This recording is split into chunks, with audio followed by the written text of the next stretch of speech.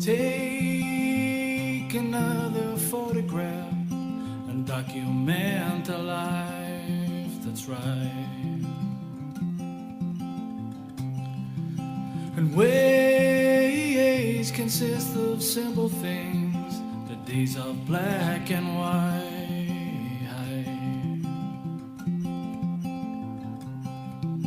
And faces from a humble past.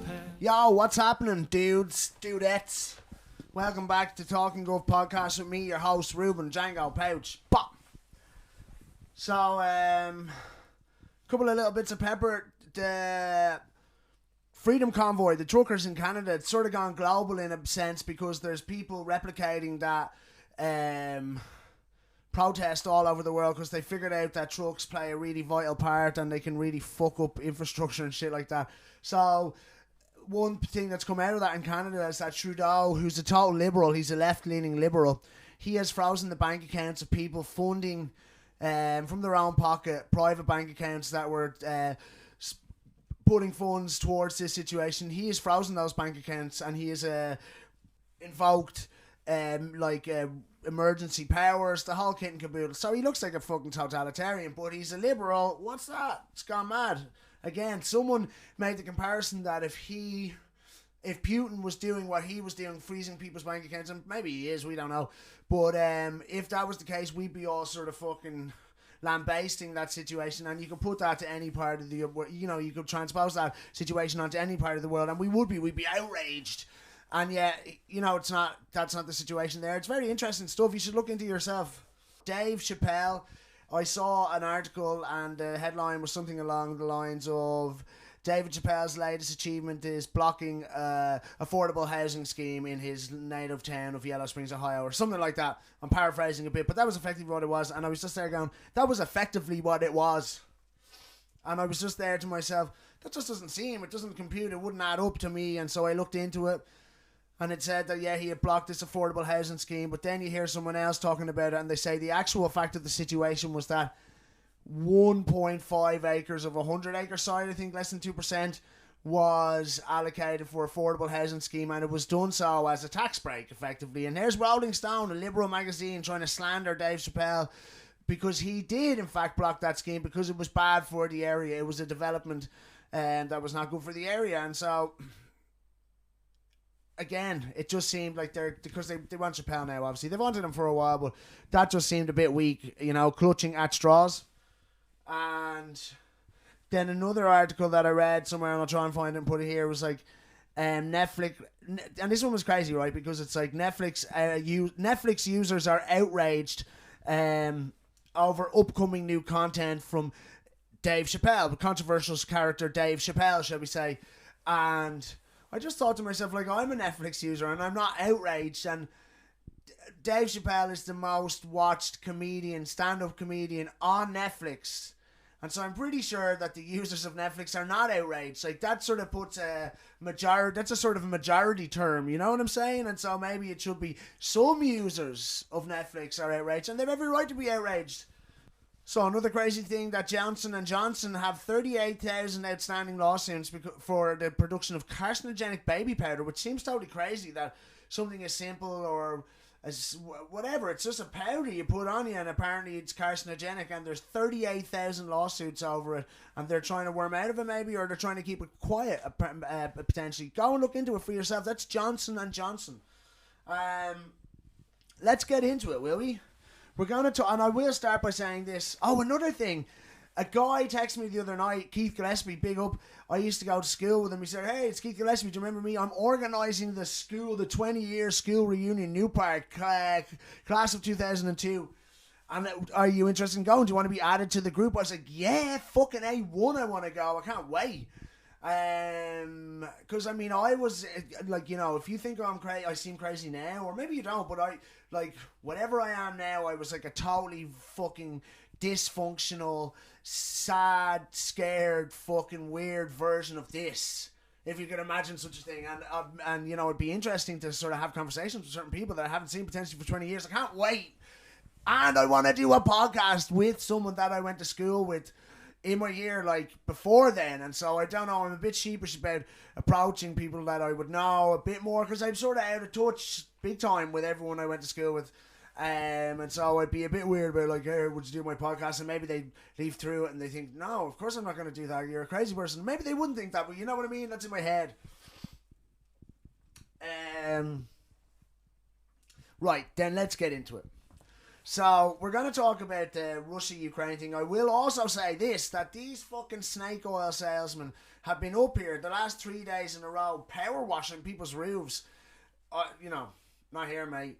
And they fucking churning out this big generator, like, power washer thing every day and night. They were here till 8 o'clock the other evening. I was like, fuck this shit. So that's why this podcast will potentially be late, because for that reason. I couldn't do it for the last 3 days. I should have done it before then, in fairness. But anyway, another thing is that, as before I get into all of this, a thing that I haven't had a chance to look into is that apparently it even has started, that under the pretense of a humanitarian effort for separatists in Donetsk or Donetsk, that, you know, the Russian troops were moving in under that pretense. I don't know, we'll have to have a look at that, but we're going to talk about the Russia and the Ukraine situation.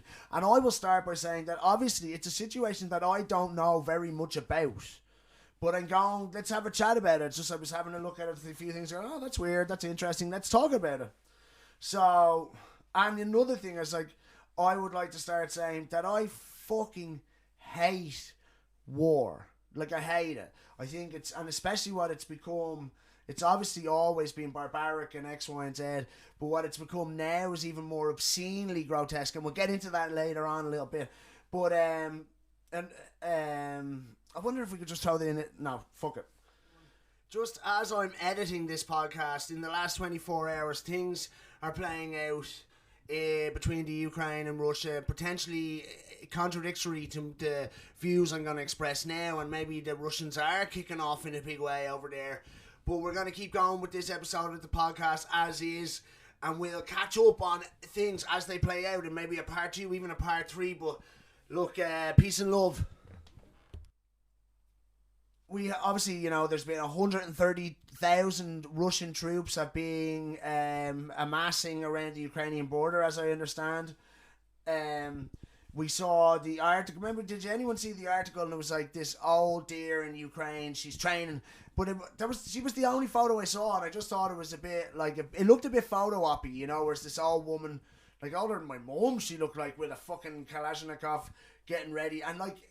We'll get into it, but I'm sure it is scary. We've no idea, but we also saw like things like Biden saying, you know, there's going to be war in 2 days. We know they're going to strike on this exact day, and that day did come and go.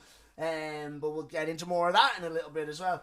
And also, because I saw an article, because these things are sort of conflicting, you know. There's the 130,000 troops. Biden's going to say there'll be war in 2 days, and there's this old dear train. I go, what the fuck's going on there? And then there was this thing where the Ukrainian premier, because I don't know how it really works. I'm pretty sure that the way the political system works in Russia is that, like, Putin is he's like Michael D. Higgins, but obviously not, and he's actually in control of the whole situation, like a monarch almost. And then premiers or presidents or whatever the fuck they are, they come and go. Putin's like the thing. I might be wrong about that. If you know, comment in the comment section below. But the Russian premier, I think it was talking to Putin. He was saying something along the lines of diplomatic paths have not been exhausted with this situation. And Putin's like, good. So, you know, that's sort of at odds with the last few things we'd said. And then I've seen a couple of things from Vice that are from both sides of the spectrum, shall we say. But some of the earlier ones I've seen were like were videos like, because obviously there was a guy going around Kiev on the day that Biden said the Russians were going to invade, and it was just like nothing was going on. It was the same as usual. And another situation like that where the Russians were being interviewed and they were like, we will never invade the Ukraine. These are our brothers and sisters. Also, on top of that, the US and the UK, and this is a fact apparently, they've been pumping billions of euro or dollars worth of military hardware into the Ukraine. If there's something tricky going on there, because like, why are you doing that? Why are you adding to the situation? Well, look, there's going to be a war here. Let's go. Khrushchev gave it back to Crimea, should I say, back to the Ukraine in the 50s or the 60s, I think. and it was a really good. I think it was a prosperous time for the Ukraine, but they were very much aligned with Russia, and there was a lot of Russian. There was a lot of nobility or people of status, shall we say, and politicians, etc., in Russia who were actually Ukrainians. And so they were a bit of a, they were connected in that way. And then I think sort of in around the time when Chernobyl happened, it fucked them up. And they then started looking past Russia, maybe towards Europe and stuff like that. And they went their separate ways a little bit. And in around 2014, there was some botched political movement, or not a coup, I'm not 100% sure. And it went tits up, and Putin was just like, right, we're taking Crimea back now. And there was 7 million Russians, I believe, living in Crimea at the time, so it was an easy situation for them to execute, shall we say. They have been fighting sort of separatist Russians and people separatist Russians and other factions, I'm not 100% sure, have been fighting Ukrainian forces, shall we say, since then. So it's been a bit of a crazy time anyway, and that's not just to sort of belittle it or whatever. I'm just saying that it's not as black and white as all of a sudden these guys are pulling up and this is the situation. And I spoke to my brother Neil, and we've had him on before, and he knows a bit about a bit, and he was saying that, well, first and foremost, he thinks that the Russians are the most nefarious in this global theatre of madness and corruption and violence and war. And I was thinking to myself, well, I would have to disagree, and I would say the Americans are probably more nefarious, but just to play devil's advocate, I would have to say they were at least equally nefarious to the Russians. Like, if you put the Russians and the US up against each other and had a look at who's been dealing in shitty wars that's been killing innocent people, I'm not saying the Russians don't do it, but America have been doing it more than anyone, surely, in the last 20 years. And I was arguing then that maybe that the US was pushing this situation, that they want a war out of this somehow. Because they were pumping money into the Ukraine. They were the one who kept talking about, they're doing this, it's going to happen this day. And obviously, there's still, we're not in the Cold War, but there's, and it really became obvious in around the Trump era, because it's like, oh, the Russians have interfered, and the Russians sort of became the enemy again. You know what I mean? For America. No, I don't give a fuck about any of those motherfuckers. And so I just thought, that's what I was arguing with Neil, that I was saying, I think the US are pushing this. They seem, and he disagreed with me and thought that there was, but obviously he's totally anti-war as well. He has seen firsthand the detritus of war, and it's despicable, and then, right, I seen it after that. I saw this fucking mental thing. Or was it before that? I can't remember, but I saw this mental thing where this fucking clean shirt, he's obviously like a military spokesperson for the United States government, called Ned Price. He's comes out and he's there, right, and this is maybe a week or more ago, and he was like, we know for a fact that the Russians have been dealing for years in disinformation. I was just like, what the fuck is that? What the fucking fuck is that, you mad bastard? What are you talking about? How could that have anything to do with military action? Disinformation. Anyway. And then he goes on and on for a little bit, and then he goes, and we know that they're planning a false flag operation where they'll use crisis actors and make a film effectively that suggests the Ukraine have attacked them, and then that will be the prerequisite or the whatever to go and invade the Ukraine. Under the pretense of this constructed narrative, they will invade the Ukraine. And this guy says, he's just like, yeah, and we've declassified this information. And a guy whose name is Matt Lee, he's a journalist. I think if I got in the right, I was trying to find out more about it, but there's a couple of Matt Lees, and I think this guy's like an old dude. And he was just like, right, yeah, cool, but he was like, where's the evidence? And your man Ed Price like, what? And he's like, well, because you said you declassified this information, but there's no evidence. And the guy Ned Price is like, well, I just delivered it. That's the declassified information. He's like, no, hold on a minute. That's not the way it works. It's just like, where's the evidence? And your man's like, you've been at this a long time, man. He's like, yeah, I have been. I remember the WMD shit. I remember Kabul will never fall. He's there going, where is the fucking evidence? You literally have nothing. And because the guy then, Ned Price, says, sorry if you don't find, he says something really snide along the lines of, he definitely says something along the lines, I'm sorry if you don't take the US government's word, to be good enough. And he's like, well, no, it's not about your word, it's about evidence. What you've done is you've come out and made allegations, and you've shown no evidence to back that up. And when you're asked about the evidence, you say you just delivered it. It's fucking mental. And that really made me go, well, hold on a fucking minute now. What the fuck? That, should I say, it says, this is what I say here, it galvanised my opinion. I was like, what the fuck are we talking about here? Like, this guy obviously has no evidence to this shit, and it's just like, they're talking about going to war. So, mental. I just think it's mental. Because we saw this shit in 2003. Like your man says, he said, we saw that you told us there was WMDs for definite in 2003, and Biden was there. He signed off on that shit, and that was obviously a fucking disaster. Destroyed the Middle East. Like, destroyed it for poor people. Fucking destroyed it. And they did it all for money. They did it for $1 trillion. That's what they did. That's how much money they made out of it. And here's the thing, right? Parts of that is still happening in Yemen. We think the Middle East, whatever, I don't know what we think about it, but it's not really part of the zeitgeist anymore. And the guy called Dave Smith, he does a podcast recently on Joe Rogan, and I'm sort of trying to say, I'm taking from him sort of nearly verbatim, so I'm not... Basically, Saudi Arabia was pissed off at the fact that the Americans ever went back to Iraq in 2003. They said that now, and I might get this wrong, so please... that they would, there was a minority Sunni government in power in Iraq, and if they overthrew that government, that the majority Shiite would form a government. And in Iran, I think they're mainly Shiite, and that they would, that the lines would get blurred there, because Iran is Saudi Arabia's number one enemy. That's what the thing was. And then when Obama came in, he made some deal with the Saudis, or with the Iranians, and that pissed off the Saudis even more. And apparently this is a quote, and we'll try to find it, and if we don't, you should try to find it. It says, and Obama said this, in order to placate the Saudis, he had to support their war, and that's the war in Yemen, which apparently is a fucking absolute humanitarian disaster. It's being executed with $100 billion worth of military aid, and just think about that. As a result, there's not only is the war and shit bad enough, but then there's cholera and other fucking rampant diseases where little kids are literally babies shitting themselves to death. And you just have to think to yourself that that's what these people are willing. They must be psychopaths.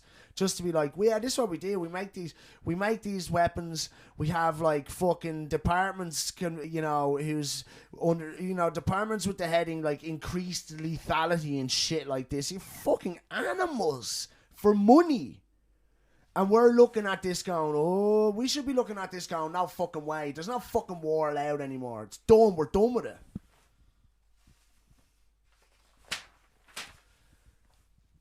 Because, you might be thinking, you're being crazy, Ruben, but it's not crazy.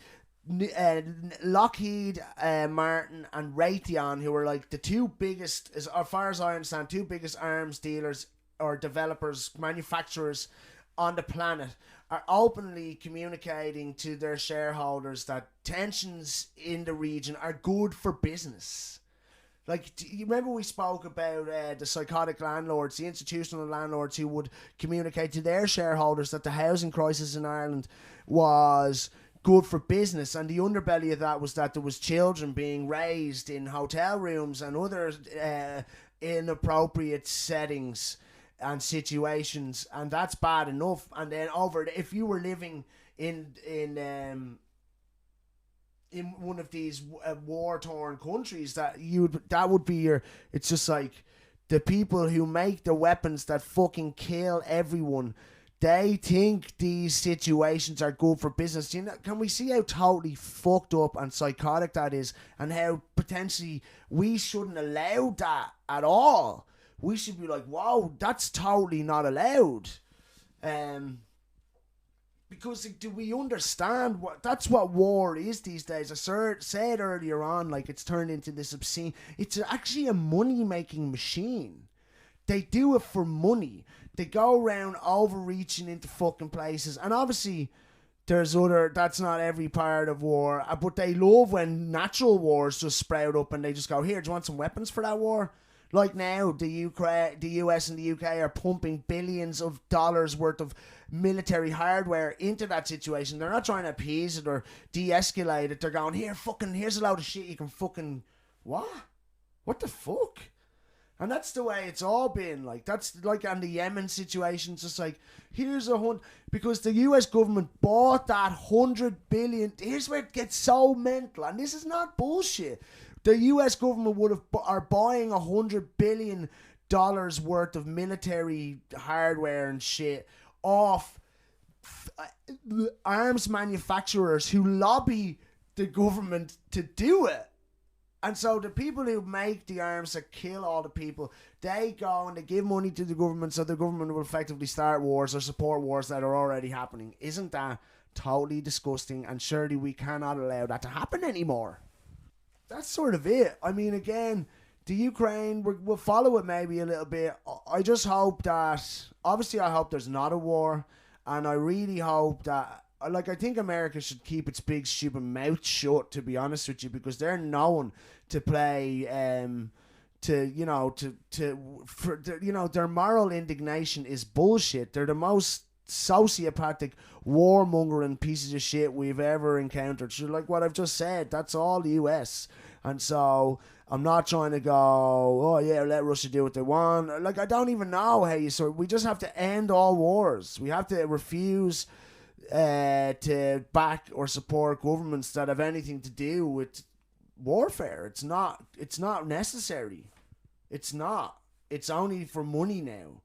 And it only leads to potentially hardcore situations. You know? Look, thanks very much for watching. I hope you enjoyed it. If anyone from the class of 2002 in New Park watches the podcast, which I doubt they do, but if anyone does and they want to be a guest, we would fucking love to have you talk about the old days when I was totally crazy, and I think it was good fun. Parts of it. We'll talk soon. Peace and love. Mwah. Take another photograph and document a life that's right. And ways consist of simple things, the days of black and white.